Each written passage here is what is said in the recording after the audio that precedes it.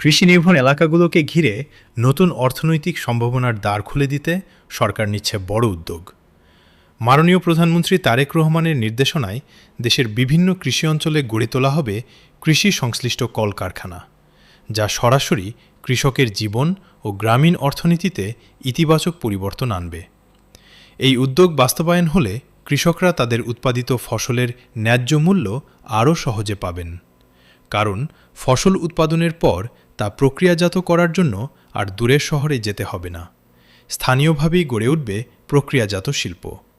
এতে করে ফসল নষ্ট হওয়ার ঝুঁকি কমবে এবং সংরক্ষণ সুবিধা বাড়বে। একই সঙ্গে এসব কলকারখানা গ্রামীণ এলাকায় নতুন কর্মসংস্থানের সুযোগ সৃষ্টি করবে। তরুণদের শহরমুখী হওয়ার প্রবণতা কমবে এবং স্থানীয়ভাবে কাজের সুযোগ তৈরি হবে।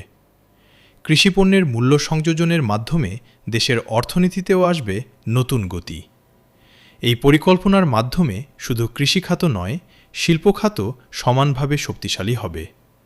কৃষি ও শিল্পের সমন্বয়ে একটি টেকসই অর্থনৈতিক কাঠামো গড়ে তোলাই এই উদ্যোগের মূল লক্ষ্য।